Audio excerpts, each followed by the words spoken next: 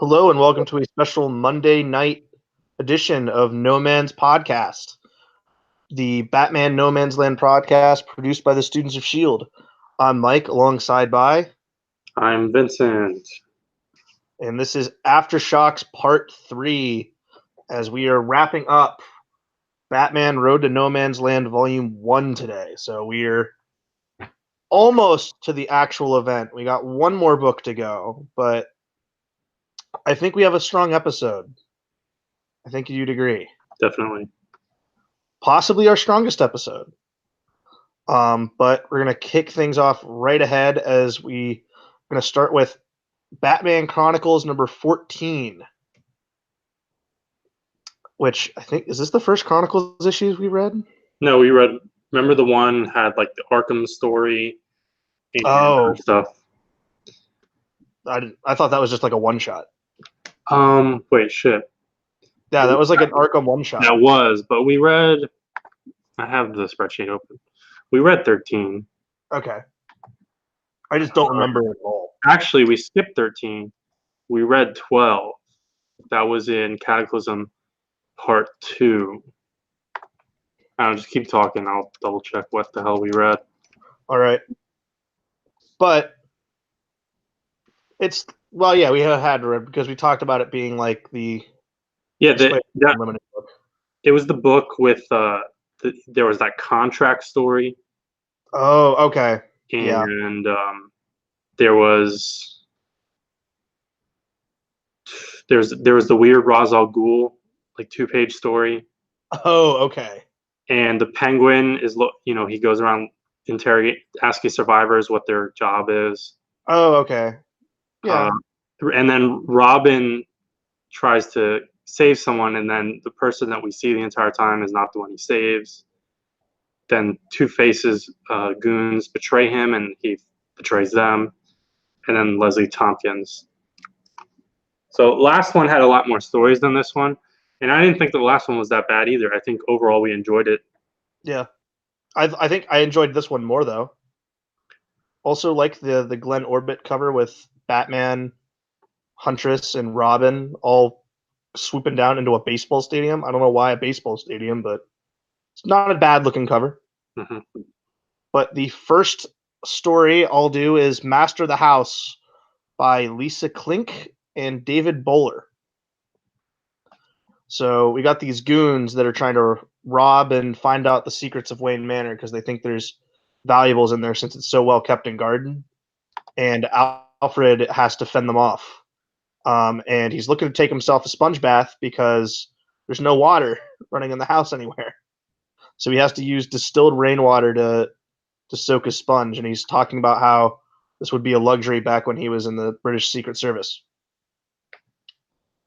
And he kind of has to outwit the rest of these goons with night vision goggles in Wayne Manor. And he even uses his acting skills to mimic one of their voices on their walkie-talkie radios. This was pretty good, and then he outwits them. And he hits one over with a bat, and then it all wraps up in the morning where he just serves Bruce breakfast, and Bruce without knowing at all what happened the night before. But we don't get many like Alfred solo stories, and it's always heavily hinted that he had British special training, like basically was like a James Bond type of agent, and then is classically trained stage actor. So we got 2 moments of this here. This is really cool. I like this a lot. Yeah, I thought it was really fun. I always like seeing Alfred do things by himself when he's kind of pushed into action. And then the final page with Bruce showing back up in the morning is really fun. And I guess this introduces, I don't know that this has been referenced before, that the Waynes, when they were still alive, and maybe it was a multi-generational thing, but they had a tradition of putting off fireworks from the manor on July 4th. Yeah, that's he blinds the people. He blinds the thugs in the night vision goggles with the fireworks. And it's July 3rd. And so, well, never mind. I'll come back to that later. I have a weird note on that. The other story in this, well, the other main story in this book is called Lunatic Fringe, and it's written by Bruce Canwell. I don't know who he is. I don't know who Lisa Klink is, Yeah. but this is drawn by Jim Aparo. It's not the strongest Aparo, even from this era. Some of that might have to do with different inkers, etc. You have But Clem Robbins lettering this one too. it's fine. This is a huntress story. It starts off with her basically hanging someone, not by the neck, but by the chest, to interrogate them. And she's tracking down some school kids. I guess when the quake hit, a school bus went missing, or after the fact, I don't know.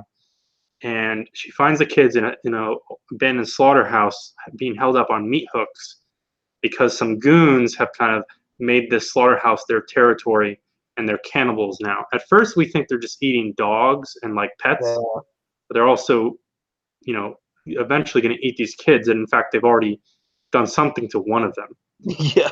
And Huntress obviously fights them, beats the shit out of them, and one of the kids stops her from killing them. So it's like the kid, you know, taught her something or helped her reconnect. Hey, I'm not a crazy murderer. I'm supposed to be a hero. Uh, it was a decent story. I mean, it's a filler story in this anthology book. That's the point of this series, or a lot of the issues of the series. So this was fine right here where it is. Yeah. I thought the Aparo's art was still good, so I mean it it's we haven't seen much Huntress in this book, so we get at least back to see what she's doing. So anytime of welcome character that we haven't seen in a little bit. Like I know our next episode we'll be getting back into Azrael, but yeah, I thought this was fine. Nothing special or out of the ordinary on it. But the next story was a prose story from Greg Rucka called Random Encounters. I didn't even see, I must have skipped over the author credit. I was trying to find that really quickly. Like, is there any point of me reading this fucking 5-page prose story? And if I saw Rucka, maybe I would have read it. But You should have, because it's a Rucka story about with Montoya. oh, cool. Probably Um, first time. This might be Rucka's first uh, point in Batman. it might, but also there's allusions to Two Face's coin in here, talking about how Montoya had to fire her gun, stopping Two Face, but Montoya is consoling her brother because he saw her kill people, like that were looting and stuff when the city was obviously after the quake. And he was kind of having like this crisis of faith where he was an air pilot in the Air Force, and he got medals for killing people, and he was awarded for that. And now seeing it here, it doesn't feel right to him. So it's kind of a battle of like what are we doing is right kind of story, and they just kind of both console each other at the end of it. It was a pretty good for being a 5-page prose story. The art was pretty good. I forget who does the art though on it, but I thought this was fine. I know Rucka did I think he did the prose like novelization for Yeah, No Man's Land. which I've actually heard good things about. Yeah, I've heard that's pretty well received. Very unlikely that we're going to cover that, but maybe like an episode a year after the fact, a special like throwaway episode. Maybe we'll find the time to read the No Man's Land novel, but don't count on it. I know that they get into really. I know Rucka, from what I've heard in the book, gets like really dark in it when they get into the cannibalism and looting stuff. Like it's not pretty. Yep. But I thought this was pretty good. Definitely more of a deeper story here than I thought it was going to be. But for 5 pages of prose, not bad work from Rucka. I felt. I think you would probably like it if you go back and read it. Yeah, I'll check it out. Then our next two issues are going to be Batman 558 and 559. But going to Batman 558, this is Doug Munch and Jim Aparo. So I love the opening splash page of this where it's just Batman breaking down, asking for help from Alfred because he kind of doesn't know what to do anymore. Everything's horrible is kind of the theme of this issue.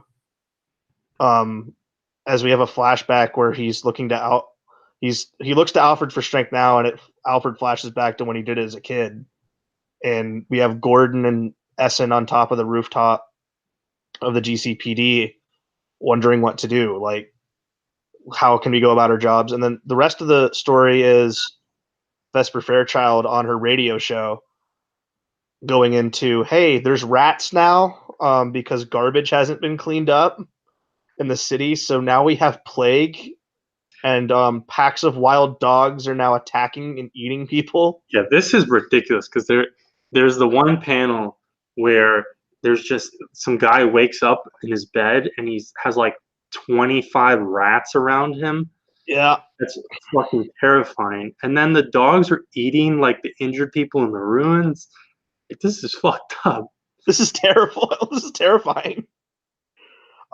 The other part is the coroner doesn't have enough space for funerals, and he's just like, start burning bodies. Like, we we we don't have. He literally says, like, say a prayer and get on with it, because we are going to have plague and disease if we don't start doing something about this right now. And the GC and the Gotham City Fire Department is losing members as people are starting to leave the city and basically basically just abandon it because things have gotten so much help and like supplies are running out. Montoya and Bullock are now dwindling officers now at the GCPD, as even officers are pulling out. But they do say, Vesper does say that only like the only like realm of the city that is still doing well is the police force, as people are putting in overtime and trying to maintain order as best they can. But Montoya breaks down when they're confronted by looters, and one of them's their cousin, that she's the grandmother of, or the godmother of their child. So now she's wondering, is the child even alive? Are they looting for her, or is she already dead? Yeah, that's a really tragic moment.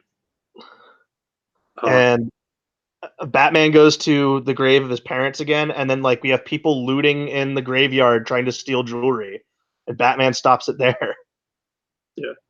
Another like just totally fucked up thing is that one of the hospital officials suggests euthanasia to put some of the severely injured people out of their misery, but then withdraws that not for ethical reasons, but because he realized that they didn't have enough drugs Yeah, for lethal injection.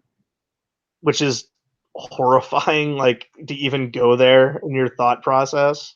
Yeah, it's really fucked up. I think the usage of Vesper Fairchild in this era and this like arc is done pretty well because it's basically it allows you easy like exposition dump, but since it's in story, it doesn't come off as hacky.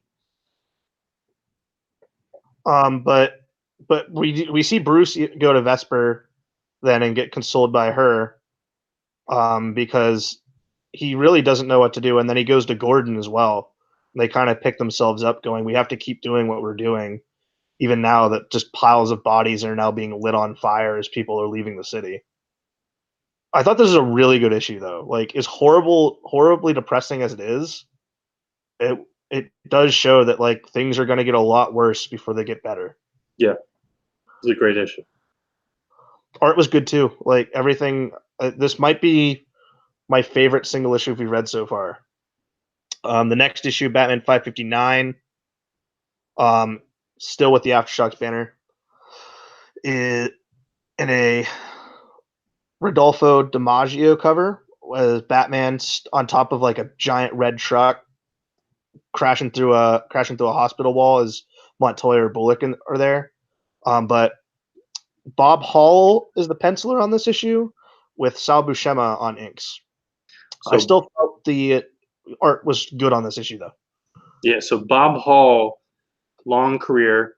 Uh, his early career is infamously marked by accidentally misinterpreting Jim Shooter's script and having Hank Pym slap the shit out of Janet Van Dyne. Oh, That's the infamy of Bob Hall. But eventually, he became a much better artist and more talented and everything. And in fact, like a few years before this, I don't know when the run ended, but he wrote and drew much of Valiant's Shadow Man, which was one of the few Valiant books that stayed consistent through most of the era. And that was kind of his pet project. It was very defined character in a defined city in New Orleans, kind of hidden gem run. Interesting. And I So think he yeah, has a well, he also has a background in like stage plays. He's like a playwright. So huh. in fact, I think he left comics and was focusing on theater. And Shooter brought him in because obviously they had the back story with the Avengers run and everything. And he's like, "I'll let you write stuff. I'll let you write your own stuff too," since he was doing theater stuff. But his art's pretty solid here. We open this issue with Batman and Robin swooping down to the Gotham City police department as Gordon's calling them in. So I feel like this is we're getting right into it. We're told that with this max exodus, that are people leaving the city, the bridges are now getting overcrowded and possibly like too much weight on the bridges. But before that problem can be dealt with, there is gangs swooping in on the hospitals, trying to swipe the drugs and supplies. And Montoya and Bullock are down there to help, but Batman and Robin have to go down there and help as well. And really cool moment of like they pull the Batman and Robin leave before Gordon can turn around before he's done talking, but he just says thank you and just like is almost like sadly happy that that they immediately go right into action. Like I like that moment a lot. Um, Bullock is just Bullock's a treasure in this issue. Is he continually is just hitting on this doctor? Well, this nurse, who is kind of like him in the sense that she's no nonsense, get down to work. Montoya is helping this doctor whose wife wants to leave the city, but the doctor doesn't really want to leave because he has a duty to the patients here in Gotham. But this gang keeps trying to get in. They're just firing guns and crashing through windows of the. So Bullock and Montoya and the doctors and nurse have to start moving the gurneys around. So as people are like getting hit by flying broken glass everywhere, and Batman and Robin are on the outside trying to contain, which is basically a riot situation on the outside, or at least depicted as it. They're like sneaking around, debris moving in, trying to take people out. But this is pretty good. I like this a lot. Um, of course, it ends with Batman and Robin saving the day, and then Montoya and Bullock fending off the people that have come into the hospital. There's a good moment with the nurse. She gets kidnapped. Well, she gets taken hostage, not kidnapped. And she uses a fire hydrant to knock the head honcho thug guy out. But that's Chekhov's gun that was set up earlier, which I liked. But this is pretty fun. Yeah, I think At the end of the issue, something horrible happens where the bridges snap and hundreds of people die. that's really fucked up. Yeah, And I don't like even think isn't it is it in the end of a later issue where you see one panel of just like a hand reaching out of the water? it's I'm the not end even of this issue. yeah, it's like totally fucked up. And you look at that bridge, like tons of people died. Yeah, There's no way you cut it. And they even if probably they Gordon says it's like a scene out of World War II where in Europe where people were trying to massively try to get out of the country. yeah, but I mean, you just think it through. Like, there's no way hardly anyone survived. You're on a giant bridge, so when the bridge collapses, all these people fall, but also with all the rubble from the bridge, Yep. anything else that was on the bridge, then you have people falling on top of each other. That bridge is pretty high up. A lot of people are going to die just from the fall hitting the water. It's a suspension bridge like too, so like that's all coming down. If you somehow survive hitting the water, you're going to have all bones broken from hitting the water. If that somehow doesn't happen, or if you're able to get through that, you're now surrounded by hundreds of people in rubble in the middle of a river. How the hell are you going to swim in? And it's probably actually it's July, as we established earlier, so it's not like the coldest the river is ever going to be, but still not going to be a comfortable river. Knowing Gotham, it's probably not a clean river. So like the survival rate of the bridge collapse, very, very low. Well, and we're already at over 1 million dead. Yeah. Um, I love this issue. I thought, It's so and good. also it's worth noting because Harvey Bullock, I feel like maybe some people have a misperception of him as being kind of skeevy I think they do. based on his appearance, which he kind of acknowledges in this issue, as well as like some of his attitude. But that being said, actually, in almost all of his portrayals, he's never actually skeevy, and he's never. I mean, he's done some like iffy things on the force, but he's also generally almost always like at the core a good cop as well. And so it's like this issue was to me was like a major like Harvey Bullock spotlight. Yeah. And the previous issue we had the previous issue wasn't as focused on them, but the previous issue we had an amazing Montoya moment. And so these two issues, like it was a deep dive on Bullock and Montoya, and I just really love that because those are two really really cool characters in the Batman mythos.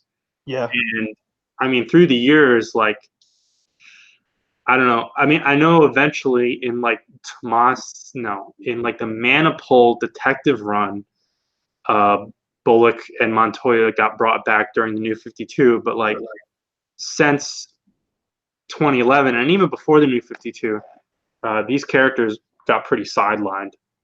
Bullock was in Snyder's run though. He was in it from like issue 1. Okay. I guess But it was Montoya. it did take Montoya a while to show up again though. Yeah. But it does, it actually makes me a little bit sad because by the time you get to reading Gotham Central, and this is by that point, Harvey's kicked off the force and is like a drunken mess. Like I miss this version of Bullock, and like we haven't had this version of Bullock I even feel in a long time. I've been really happy to see that we've seen a lot of Montoya and Bullock in this too, as well as Gordon. Yeah. Um, I mean, we've talked about how like the whole '90s status quo and everything like that for Batman. Like halfway through the show, once we get Cassandra Cain set up for the most part, like that those short like however many years that lasts until the stuff slightly changes again, that is my idealized Bat family oh step. no, yeah, I completely agree. It, I think it's the strong. I think it's probably the strongest all the books were too. Like I don't think there. I don't think you can name a time where the main characters' books were good, and then all of their sidekick books were also just as good, if not better than some of the main books. Yeah. Um, but and yeah, idealized if I could have my say at DC who I want in the costumes. When once Cass is in the Batgirl costume, that's what I want. And then unless I wake up one day and I want Stephanie over Cass, but Yeah, I but still prefer Cass as spoiler. yeah, yeah, exactly. I like Steph Batgirl, but she's totally fine as spoiler. It works with Robin, etc. Um, so now we have two issues of Detective Comics, 725 and 726, both written by Chuck Dixon. This first one, art by Will Rosado. Awesome art this issue. This first one has a very interesting still freeze cover of Bruce and Dick kind of like on the rooftops compared to the early Robin era. And that's the whole premise of this issue. So Dick is reminiscing on those golden years, literally, with giant bowling pins and wacky villains. Wow, wacky 50s Batman, and it's Yeah. awesome. And Bruce explains that the biggest problem facing Gotham City post Cataclysm, it's not crime, it's just the disorder of society, and so they have to entirely rethink their superheroics. They're not. It's less about vigilanteism and defeating villains and criminals. It's more about restoring essentially the social contract within society. And it this is a very fine line to walk, especially with Batman, because again, misperceptions. A lot of people have this like idea of Batman as like this like fascist dude who beats up criminals and shit like that. And this kind of thinking, you're potentially leaning a bit more that way where he's patronizing. And it is actually a little goofy, which is kind of what saves it, because he ends up they're rolling around in the weird monster truck Batmobile and spraying looters with green bat shit, Yeah, I know, and it's kind of great. which is gonna allow which is gonna deter them from looting and then allow the cops to detect who's been looting and stuff like that. And there's some interesting stuff back and forth between Bruce and Dick. Um, and then it kind of takes a different turn. But initially here, Bruce says that the population of Gotham has halved in the last 20 years, and that's before the quake, not counting. Right. Which is really interesting to me because first of all, you have to ask how long has Bruce Wayne been Batman? In this continuity, Well, we're um, gonna get to it, I think, in No Man's Land, where it's supposed to be 10 years. yeah. So even 10 years before Batman, Gotham's population has been dwindling. So, you know, like why? He does address, he specifically says, yes, it has the highest crime rate in the United States, which is a major fucking problem. But it's like, what causes that? I mean, there's all kinds of weird stuff, like it's sort of like and Snyder kind of does some of this where it's like, does Batman draw out the villains, or is there something about the city that just like grows criminality and psychopathy and stuff like that? But you also have to question, like, especially I think of like the Anton First Batman '89 kind of the core of the city. Like maybe Gotham City is similar to a city like Pittsburgh, or I mean, even to a smaller extent, Philadelphia or Cleveland, cities that in some live action stuff they've even pulled slight bits from.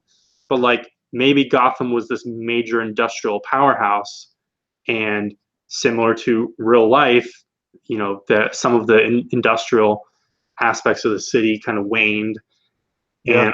and then that leads to crime in part because you have unemployment and things like that. But there's the crime aspect, and then obviously there's also Legacy and Contagion happened back to back, and now there's a giant earthquake. So Gotham is just fucked. And Bruce recounts he checked in with Lucius, who has confirmed that most of the major companies are officially leaving. They don't have plans to rebuild in Gotham. And Yeah. Gordon gives his diagnosis, which is just like, yeah, criminals, looters, it's all fucked too. And the police is struggling. Uh, And then Bruce kind of starts getting existential about the role of Batman in his life. And he had this dream where he was going to fix Gotham. And also in his dream, when he fixes Gotham, he's no longer there. But now he is there and Gotham is gone. Essentially, Gotham is broken. Yeah. I like this. And then Dick starts going into his thing where he talks about how he's thinking about becoming a cop. And this is where I was confused because I kind of thought he already was in this, Yeah. Same. because I mean, part of that is I just haven't, read the entire Dixon Nightwing run. But I feel like even when we first saw him in this series, I think there was reference to him being When he at goes least, to the city, he's hanging out with two cops at a bar. yeah, maybe he just hangs Jumps, out with them. then he jumps into action after the quake happens. Yeah, maybe he just has like connections and hangs out with them, and then eventually that is his way in. Um, but I'll just trust the script of this issue. So that's coming up, and he discusses that with Bruce. Or he's already done it, and he's like soft pitching, lying, and saying, "Hey, Bruce, what would you think?" Even though he's already done it. I don't know. Yeah. And then there's more like comparison and existential stuff. I mean, Dick points out, yeah, Bruce Wayne is a masquerade. I'm not like that. I am Dick Grayson. And Bruce is questioning, like, hey, if you become a cop, you're going to carry a gun around and stuff like that. And then Bruce questions one of the age-old Batman questions, which is more relevant when there's a giant earthquake, is maybe Bruce Wayne can do more good than Batman in this scenario. But he's Yeah. also not saying, like, I'm going to stop being Batman. And Dick's like, what is your end game? Just for everything. And Bruce says he'll retire one day when he's old, assuming he survives. And an interesting point, which I don't actually like this point, but I guess maybe he's in a funk right now, or at this exact moment, and he comes around on it later. But Dick says that he found being a leader and he's referring to his long tenure on, as the leader of the Teen Titans. He says that he found it really, really hard and that he didn't really like it, which that's not really my like preferred take on Dick Grayson. He kind of presents himself as sort of a loner here in a similar way to Bruce, but a different way. I don't really like that. Because I think that thought process is because he's got his own series now, and they really are trying to cement him as his own person in his own city. Yeah. Like he's not, but then like of course I think Dick is a natural leader because he has led the Titans, and then he goes on to lead the Outsiders, and then he kind of goes on to lead the Justice League later. When kind of throwback to earlier this week, I guess 2 days ago when we did the weekly show when we were looking at the Robinson era Justice League, like. And Don and Troy was like, "You have to be the leader." So I didn't fully get that, but maybe, like I said, maybe he is just in a funk right now. Yeah, and then they bring up Jason, which are going to become more relevant in a second. And Dick's like, "Hey, what about that dickhole Azrael?" And Bruce is. They don't really fully address like Dick Grayson. Are you the match for the next Batman? But Bruce says you're better than me as a superhero, as a man, and stuff like that. And just like a third of this book or more, 2/3 of the book is really just a lot of like heart to heart and also examination of Batman and Nightwing and their history and their relationship and how they compare. And I thought it was all on point and really good, except for very tiny nitpicks like the leadership point. And at the very end, it all comes around where there's a white supremacist gang who's having a firefight, and they're like, "Hey, just like old times, let's beat them up." And I thought this was a perfect issue, pretty Yeah, much. it was really good. It was, and anytime we get I don't think we get a lot of Batman Nightwing hangout issues. Like, so anytime that happens, it's cool for me because I remember like watching Batman mid series and like Nightwing's really really cool when he shows up, but you also like you still want to see the original Batman and Robin team up. So anytime you get that, it's really really fun. Yeah. And then we'll close things out with 726. This is still Dixon with rare Brian Stelfree's Interiors, who he did 50. I looked up. He did 50 issues in a row covers for Shadow the Bat, and we've been seeing part of that run. I'm assuming they're still in a row. I haven't necessarily been triple checking, but he's not always known for his interiors, especially in this era. But he drops in here, and there's a special thanks to Scott McDaniel, and I don't really know what that means. His art here has a really really strong McDaniel influence, especially in that big splash page where Batman's throwing all the thugs off of him. Yeah, and I'll get to the specifics in a second, but there's like intercut these scenes on a cruise ship, and I feel like all of those pages, in fact, looked a little bit closer to McDaniel. So Yeah, maybe he's just trying to like mimic that style, just as to show two different styles for thematically. And he's like, "Well, I'm basing it on McDaniel, so let's thank him." But that little credit was interesting to me. I couldn't totally figure it out. There's also a ticking clock on the pages, and I couldn't 100% figure that out. It's never addressed directly. I don't know if that's supposed to be the oxygen eventually. I think that's it. yeah. So the story here is that a no-name villain has been released from prison. They abducted a woman and then killed, or they abducted a girl and then killed themselves, and no one knows where the girl is. And so Bruce tries to talk to Gordon for a second, and then is like, "I got an idea." So he goes to visit Joker in Arkham Asylum. First of all, Batman has a pretty cool motorcycle helmet throughout this issue. Yeah, it's very reminiscent of the BTAS helmet. And there's two panels. There's one early on and then one at the very end where it really focuses on it, and it looks really like I really love the way it looks. The one panel early on is awesome. And it turns out, and recall in an earlier issue when we were assuming, this is the reading order, it's all chronological, it was July 3rd.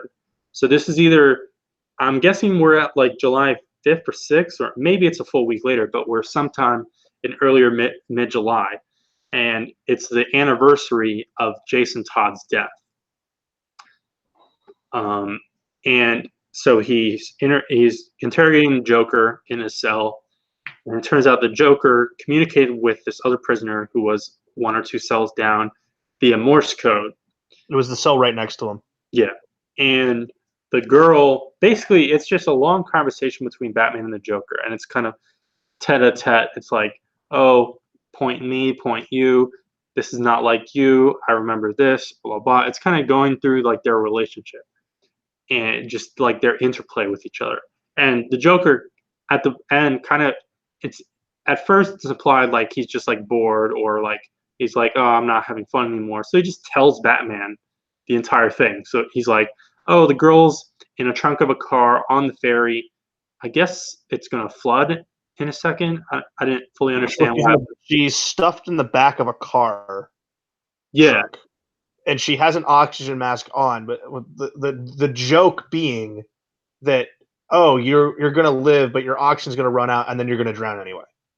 Yeah, and essentially the deal here is it's Joker toying with Batman and sort of teaching him a lesson, but also like a spiteful thing, where he claims that Batman, when he goes into a hostage situation, he's always going to try his hardest to save the person and everything, but Batman kind of goes into all hostage situations just assuming and planning for the worst. What if the hostage dies, and then how do I move from that position?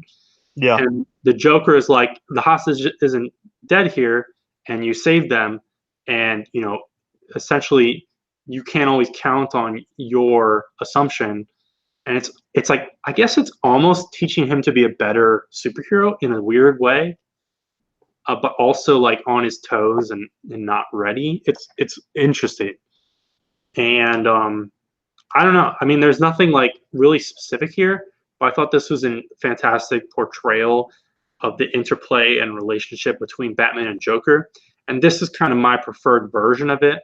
Like, Snyder gets pretty weird with his Batman Joker relationship, which I don't like as much as this, where it's just they're, old peers in a way, work peers, and they have a very unique interplay in history. Well, I feel subscribing to Morrison's belief and that the Joker has super multiple personality disorder, so he's always going to be changing.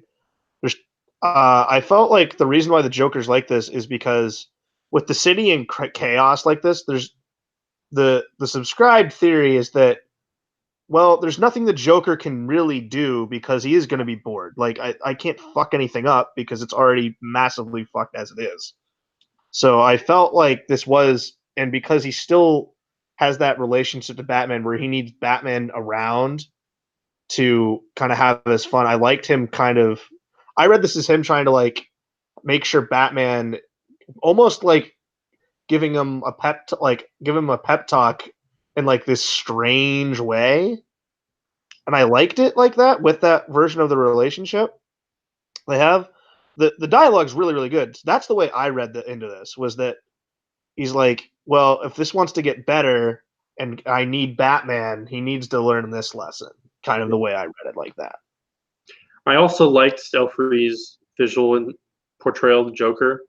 Yeah, it's classic Joker. He's got his green hair that's slicked back, and he's got red lips, and he looks the way he should. So he's not having a missing face or weird haircuts or anything else. Yeah. Also, I will say the splash page of the Stofree's splash page is the back cover of the book. Yeah. Where he rescues the girl. And I did some super quick research, and it turns out this issue in isolation is included in the Joker 75 years celebration hardcover, which I think is an interesting pick. And I wouldn't really argue with that. Yeah, it's a good outside the box pick, considering that where if you're buying those collections, or at least when I think of those collections on the surface, you're just going to get the greatest hits. Yeah, and I'm not sure if there's necessarily been another like super definitive issue so far on another villain, but I expect we may get one or two more within this whole No Man's Land mega arc. I mean, if you did a Penguin book, honestly, I would maybe pull those like 4 pages from the Last Chronicles. Yeah, because it's something to stick in there, and it is pretty good Penguin story. So, But I mean, well, it's sort of not really a No Man's Land book, but the Harley issue is obviously a super critical Harley issue. yeah, it's her first appearance. No shit, but um, this was a great Joker story, and Great Joker story and a pretty great episode as far as content goes. I felt like we were kind of a mixed bag, but No Man's Land Volume 1 ends on a high note, on a very, very strong high note. yeah, those 4 issues specifically, Chronicles.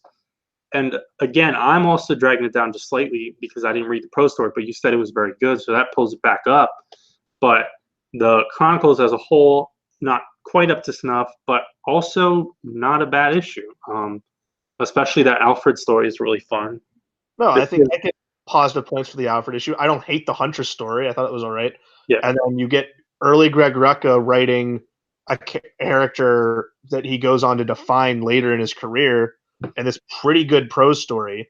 So, yeah, I think there wasn't a bad issue in this bunch. yeah, And I think it almost just got better as I read along with it. yeah. This is my favorite episode of the show so far. Yeah, easily. Far and away easily. What are we reading next episode?